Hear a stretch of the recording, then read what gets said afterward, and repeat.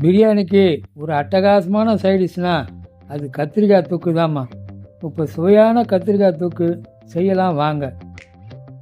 தேவையான கத்திரிக்காய், நல்லெண்ணெய், ஒரு எலுமிச்சம் சைஸு புளி, உரிச்ச பூண்டு, வேர்க்கடலை, வெள்ளை எள்ளு, வெந்தயம், மிளகு.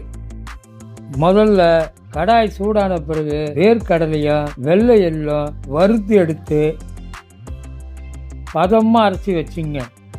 அப்புறம் கடாயில் நல்லெண்ணெய் ஊற்றி சூடானதும் கத்திரிக்காயை போட்டு பொன்னிறமாக பொரித்து எடுத்துங்க. ஒரு ஸ்பூனு கடுகு உளுத்தம் பருப்பு, வெந்தயம், சீரகம், மிளகு, உரிச்ச பூண்டை போட்டுங்க. கூட நறுக்கின வெங்காயம், 2 பச்சை மிளகா, கறிவேப்பிலை போட்டு நல்லா வதக்குங்க. வதக்கின பிறகு நறுக்கின தக்காளி, தேவையான அளவு உப்பு போட்டு நல்லா வதக்குங்க. இப்போ ஒரு ஸ்பூனு மஞ்சத்தூள், காஞ்ச மிளகாத்தூள், 2 ஸ்பூனு குழம்பு மிளகாத்தூள்மா போட்டு நல்லா வதக்குங்க. இப்போ ஒரு கப்பு தண்ணி சேர்த்துங்க.